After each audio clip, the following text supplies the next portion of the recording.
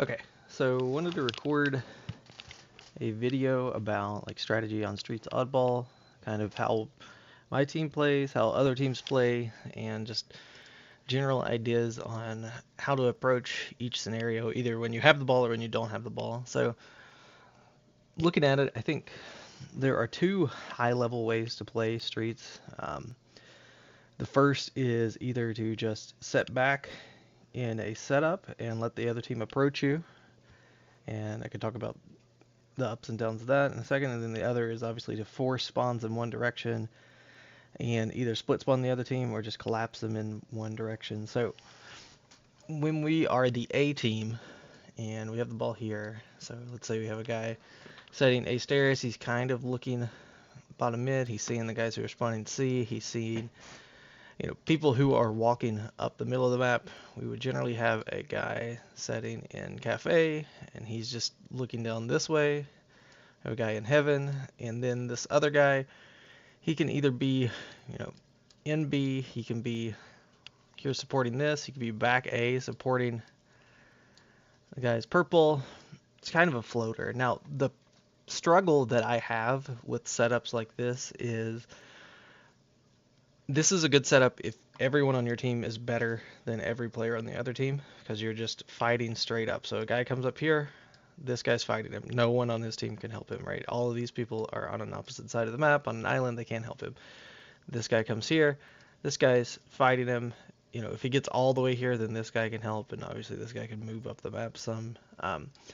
But the point is looking down your lane. So Streets, like mini maps, is a 3-lane map, 1, 2, 3. When you're looking down the direction of your lane, you're kind of foregoing the ability for your teammates to help you on the map. So, setups that I think I prefer when I'm playing slow is more along the lines of this, or setting on the generator, where this guy's job is not to look down this lane. His job is to look cross map, so he can see now. He can see bottom mid. He can see, people coming into caution. Similarly, if we have a guy over in caution, now he's watching the guys approaching from cafe. The ball guy would also be more positioned, say back A, and his job is to look purple, and he doesn't want to take a direct fight here. He wants to kind of bait them. So the guy starts approaching here and he says, hey, look, there's a ball. Now the ball guy starts to drift back to top A, and then this guy is either going to wait on him to come past, punch in the back, or he's going to set up some kind of bait to where once he gets into this point of no return, now we've got multiple people eyeballing him. I think Heaven's still just a really strong spot to sit. So this is the one exception to like looking down the lane. And the reason that you look down the lane here is they just can't really get up driveway without the Heaven guy getting the information and also getting shots in them. So it's really difficult for them to approach the map this way. They have to think of some alternatives like going up commando and going B stairs and kind of getting sneaky. So that's kind of a setup strategy. Now, one thing I will say is there's no like static setup. So if you're setting up in this kind of way, you don't always want to be in the same place. One time we're here, we come, we get a kill. The next time they know that, and they get two people here and they chuck both their grenades at this back wall and they kill this guy, and now our setup's ruined. So maybe next time up the map you're on the generator, or maybe you're setting shoddy window. You're doing something sneaky. Maybe you're in ATM. The idea around this is setups are we take a portion of the map and we cover all the different lanes that the other team can come from. And so as long as we don't have any gaps, then we are able to effectively hold them off as long as possible until one of us falls before they fall. So a gap on the map would be, let's say this guy starts to drift this way, the ball guy's here, and say this guy's looking down his lane. So now the gap in the map is just straight up the bottom mid, because there's nobody who has line of sight of that, right? This guy's looking here, this guy's looking here. These guys are looking this way. No one is covering this bottom mid angle. So there's a gap in our setup, and if the other team notices that, then the easiest thing for them to do is just to hard push that way. Because once they get to the spot, the setup's kind of over because we are scrambling and they, just start team shooting whoever. And as soon as they pick someone off, then it's time to think about playing the ball. So setups, the biggest thing is to not have gaps. Make sure that when you're calling out for each other, that we know, hey, we have eyes on purple, we have eyes bottom mid, we have eyes B, and at that point, it's all about listening. So if this guy says, hey, there's 3 coming purple, then we know that we can divert some attention to purple. Maybe this guy just even leaves here and starts to come this way, and we start to fight, or maybe he gets the hollows. Maybe this guy turns and this guy will get into tires or something. Like, the idea is, if we know there's heavy numbers one direction, we can focus our fire on that one direction. We just have to not lose sight of the 4th guy. So at least one person has to be wary of, hey, there's a 4th guy coming somewhere. So what is the problems with these kind of setups? I think the biggest problem is having a disciplined other team. So if you're playing like lower ranks, a lot of times what you'll have is you kill all 4 of them, you get into your ideal setup, this guy spawns first, and he just runs straight up bottom mid and he dies. Now his next teammate spawns, maybe his next 2 teammates spawn, and this guy goes this way, this guy goes this way, and they're all just doing stuff individually. So when they are undisciplined, it's very easy to just hold a setup like this for a long time because they're not sending their full numbers at you at the same time. So when these kind of setups break is when the other team is actually disciplined and they don't do that. So the first guy, he doesn't just spawn up and run out. Maybe he spawns up and starts to move this way or moves the other way, depending on what direction his team wants to go. He gets up as far on the map as he can without taking a fight. So he takes up as much space as he can, starts getting shot, and he says, oh no, I have to back up or I have to get in red room. I have to do something to not die, because my entire job as the first spawner is to kind of get a lay of the land of the map, see where everyone's at, and not die. So I get as much space as I can. Maybe I even get up to like B stairs. Obviously sometimes there'll be a guy setting like B rail, and if you go low here, he won't see you. So you can get here, and you jump on streets, you can even jump up. But the idea is you get up as far as you can on the map without taking a full-on fight. I'm not saying don't shoot your gun. You can shoot this guy a couple times, but if you get too weak and then a guy just pops out and kills you, then your setup is delayed by 10 more seconds. So get up as far as you can on the map, wait on your spawners to fill in, and for my team, we want the first 3 guys to spawn to take the same lane. So it's very easy for spawner number 2 and spawner number 3 to know what to do. If this guy starts going this way, spawner number 2 comes up, he's just going to follow him. Spawner number 3, again, you can follow him. You can also come out front and just go in the same direction. So this he's like the point on this attack, and he's the one leading us into it. So we're just following him. And again, the idea is we don't have to hold hands and all come here at the same time, but we know that the direction that we're going based on the first spawner is we're going towards purple. So maybe this guy comes through, ATM, the other 2 come up this way, but now we have 3 people ready for this fight. And the 4th guy, and obviously we may not be all the way up here yet, maybe we're still here. 4th guy spawns. His job is to be either the flanker or the support. So he wants to come off, and in this 3x1 kind of setup, he wants to go the opposite direction. He's trying to draw some attention towards him. So he can distract and say, hey, we're coming, coming up driveway, and then maybe you start to get 2 guns looking this way. And if there's 2 guns looking this way, that means there can't be 2 guns looking in this opposite direction. So when these 3 guys get here, even if this guy dies, as long as he doesn't die super fast, then we kill this guy, and now we're in. And once we're in, it doesn't really matter because the setup is over. We've broken what they're doing, and it's a scramble until the ball goes down. Now, the other option here would be that these guys are a little slower. The first guy is the flanker, so to speak. So he's, again, a diversion. He's going to come up the map and try to distract as much as possible, just to draw as much attention as we can so that these guys can make their push. He can also, as the fourth spawner, kind of support what they're doing. So if I see my teammates are going this way, maybe I get balcony, try to draw some attention. Maybe I go bottom mid even, because again, I can tell you at most levels, if a team hears, hey, there are 3 people pushing this way, they're not thinking about this other guy. So he can do a whole lot of stuff. I would say that in a 3-by-1 setup, this guy is kind of freestyling. The only caveat to that is he can't die for free. If you can get a kill and get out, that's great. But you're kind of the playmaker as the guy who's solo laning. You want to get up the map and get an off angle. So maybe as your teammates are approaching here and these guys start to really focus in on this way, maybe you see a guy, hey, he's starting to roll this way. Oh, look, you're shooting this guy in the back and he has no idea that you're here because he's so focused on this direction. Or maybe you can sneak on around and get all the way into A just because these guys are drawing so much attention.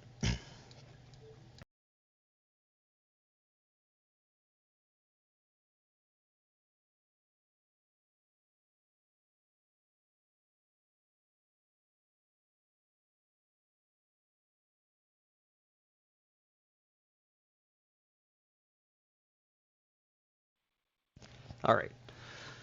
So for the second type of setup, and obviously we can look at the same thing from C, I guess maybe would be better. So if I take all of these guys away and move the blue team to C, let's say we have the ball, in Ivy, and his job is just kind of look in this direction. He could also sit here and kind of look towards B, but the idea is he's looking towards purple. Again, he's the ball guy, so he's not taking direct fights. Then we have another guy, either say Mando, kind of looking mid. We have a guy, say, C balcony. And we can either have a guy at B, like towards ice cream. And if he's here, then this guy probably should be back a little bit and looking this way. Or we have a guy kind of sitting in this corner over here, because you can hug into this corner without being seen. It's the same principles there. It's not going to go over it too much, but like we have to cover this lane, we have to cover the mid lane, and we have to cover the side lane. This guy could also be up on this pillar. He could be bottom B stairs. Like there's a bunch of different ways to play this, but the idea is make sure that your team is calling out what angles that they're covering. So if we're covering this, this, and this, then we're trying to get as much ball time as we can without letting the other team through. So it's kind of like a tower defense game. Like we want to have crossers that are just melting people as they're walking through, and ideally these people are not disciplined enough to send all 4 people at the same time from complementary angles, because if they are, then that's where setups break quickly. But every ball setup, there's no like perfect setup that's going to get you 100 seconds at once. In every map that we play oddball on, the real goal is to get like 20 or 30 seconds. And if the other team throws and sends people too early and die, then you can get more. But if you can get about 20 or 30 seconds and then play the ball or rotate the ball, that's doing really good.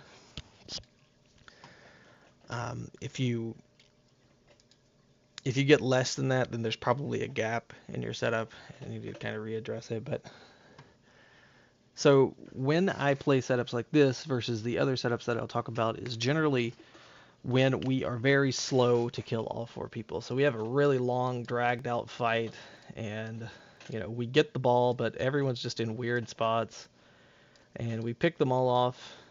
Like maybe they had a setup, and we're all in C, and we're fighting, and finally this guy dies, and maybe even like one of us was dead, or 2 of us was dead, or even 3 of us, right? The last guy alive's the ball guy.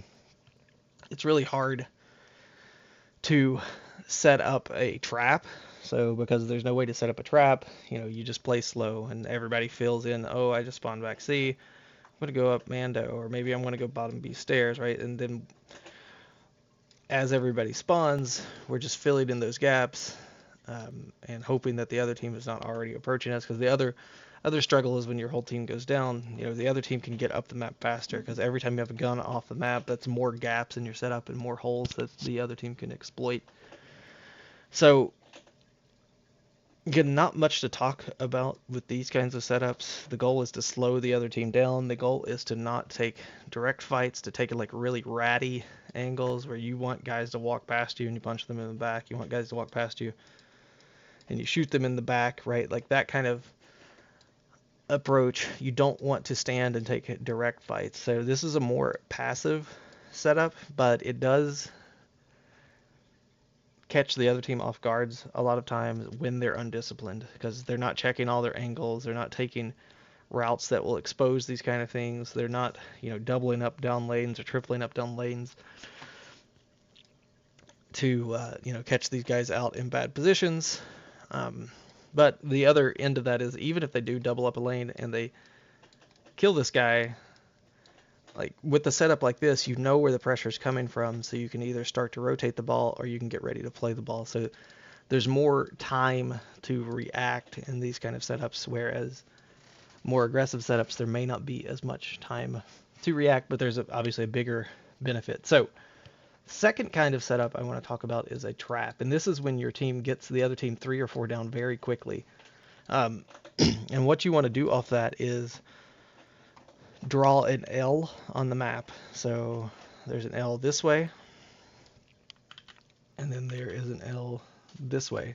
And what this L represents is the space on the map that we control. So right now, we kind of control this space. And what we want to do is push that space to its maximum capacity. So now we control like all of this space. And when you control this space, it's very easy for you to know where the other team's going to spawn, right? They're all spawning in PD. And because they're all spawning in PD, we just have an advantage, because we know that when they spawn off PD, most of the time they're just going to walk out this way and go B-side. Maybe they go this way, but honestly, if they go this way, it's a good thing for us, because this guy who's blocking the spawns in Cafe wants this guy to come and fight him. Like, the whole point of this is to use this guy as a distraction. We could also use him as a collapser if the other team all just pushes, say, caution to B, then he can just quickly, start flying this way, maybe go up into tires, and then this guy can meet him here, and, even if they've got 4 guns here, I like our chances to win this fight just because of the complementary angles that we're fighting them from. Like, this guy is going to clean up so many people in the back, and they're just going to be so distracted where, hey, I'm getting shot in the back, this guy's turning around, this guy's not turning around because there's still guys here, this guy's, maybe coming around this way. Like, we've got them in a pincer, and we're going to kill all of them. So the other option for them off spawn, again, is this guy's blocking Cafe. Again, this guy's still kind of setting Mando. The ball guy has to be very careful and watching his own back in this kind of setup, which does feel a little bit awkward, but as the ball guy, you just have to understand, like, I have to be really aware of my surroundings, and anytime I get shot at, I can just play the ball. Like, don't sit there and hold it too long, or, rotate towards the largest group of teammates that you have. So if you're getting, say this guy's collapsing and the 4th guy spawns here, and he just ignores his teammates who are fighting over here, and he goes down this way. If we collapse properly and all of us are shooting these guys, we kill them, and then our ball guy plays the ball because he got shot by this one guy, then that's a really bad thing. Like, he needs to recognize, hey, we're winning the fight on the other side of the map, and rotate this way to teammates. Or even at worst, drop the ball, fight this guy one-on-one, win the fight, and then our teammates can just rotate back and pick up the ball, and by the time we spawn, the other team's spawning over in this direction. So you have to be very disciplined and very aware of your teammates. If you're the ball guy and you see my team's collapsing at B, I know that my purple and my bottom mid are open, so I have to be watching those lanes. I have to have my head on a swivel, and I have to be just prepared for someone to come. And I either need to rotate the ball towards team or play the ball, or again, even take a one-on-one fight, but I just can't lose it straight up and easily. Because we are going to win this fight, and then if we can bring the ball back towards our numbers, we can get another setup. So back to kind of why this setup is effective. If we can get here before they're spawning and block the spawns, force a guy here, and he's too undisciplined and he comes out this way, 9 times out of 10, you start shooting this guy, he's going to turn and shoot you. And if you can waste 5 seconds of this guy's time, if you can kill him, even if you can trade out, this is just the best thing ever for our team, because whenever guys come off spawn in an oddball setup and the ball is across the map and they are looking in this direction away from the ball, they're losing the game, like on the spot, because we are wasting so much time. This guy's still gaining time, and even if you win this fight and you feel good about yourself, by the time you get your shields back and get up the map, guess what? This guy is spawning right back with his team. So what have you accomplished? You haven't accomplished really anything, because killing this guy, he does not matter when he's here. He's not in the setup. So the weakness of this setup is to get a team that's more disciplined to ignore that guy. So you come off spawn and you're the first guy, and if you spawn in one of these corners, either here or say they're blocking PD, as the first guy, you want to get into one of these pockets, so a safe spot here, or again, if he's here, you want to get into a safe area and just wait. Or you want to wait on your teammates and just have more than one person up. Maybe you get all 3 people up, and you push out this way and you don't even look in that direction. If you get shot, you can take a peek and just know the information of where he's at, but you guys, the goal is to get here and then to get around here as fast as possible, cutting as many sight lines as possible. And then the 4th guy, once again, the same thing. If we go 3 by 1, he can go this way and fight this guy, but ideally he just gets mid really quick, and he can come up laundry, he can come up, go through commando, whatever. The whole point is, as the attacking team, so the team that doesn't have the ball, your job is to recognize, hey, we're getting trapped in a corner, and just completely ignore what's going on here. And we've had some really good teams even play against us, and their setup was something like this. Like, they forced the spawn here. They had a guy at Mando, they had a guy at C, but what happens off of our spawn is we can go this way, and like you can get timing to where this guy is, checking an angle, he's looking here, he's going all the way up here, you can get a timing and just get completely past him and he has no idea. And now if you get to this spot, you've got 2 guys completely out of the game, you have 1 guy that's kind of out of the game, and then you have a ball carrier by himself that is having to deal with all of these different collapsers. And this setup is broken. So the biggest thing for these kinds of setups, and obviously the same thing can happen at A, like if we've got the ball here, we've got a guy heaven, we've got a guy, B rail, then B rail blocks the red room spawns, then all of these guys are going to spawn bottom C. So the great thing about this kind of setup is all of these guys are generally going to come out purple. This guy's getting shots in their back, and they're weak by the time that number 4 sees them. So they get past this, but they're already weak, so they just die. Or they turn and they start shooting at this guy, which is great, because again, this guy can always back up. There's no one in this direction that can hurt him. Even if someone starts to sneak up driveway, we've got number 3 shooting him in the back. So this guy backs up, they isolate number 5 and kill him. Again, undisciplined teams will lose to these kind of setups all the time, because we are forcing them where we want them to be, and we can react to where they're at. More disciplined teams can break these kind of setups, because they will push back this guy who is overextended. So maybe the very first time they walk down B stairs and they're getting shot, or C stairs, and they get shot by this guy, and they're like, uh-oh. So now these new spawners, they're going to go bottom B stairs, and they're going to come up and deal with this guy, right? And so that's the kind of things that we as a team have to recognize, is where is the overextender? How can we either A, get past him really fast and ignore him, like when they're cafe shooting us across, or B, how can we use that as part of us getting space on the map and get this guy off the map. Because if we can get one number off and all 4 of us alive, it's just time to fly. It doesn't matter. Just fill in gaps as fast as possible, get up the map, and we will collapse and take care of it. But if we're undisciplined and we start shooting, in opposite directions, we start just getting into the line of sight as the overextended person, then we're just setting ourselves up for failure. And so the one other iteration of doing this would be blocking the spawns in C. So we get them all 4 dead really quick. We block the spawns in C by getting a guy all the way up to top Ivy. These guys start spawning in Red Room. Really good teams will only let 2 of them spawn. And then this guy's going driveway. And then the other 2 spawn in C. And now, these guys walk out, and we've got 3 people just absolutely drilling them.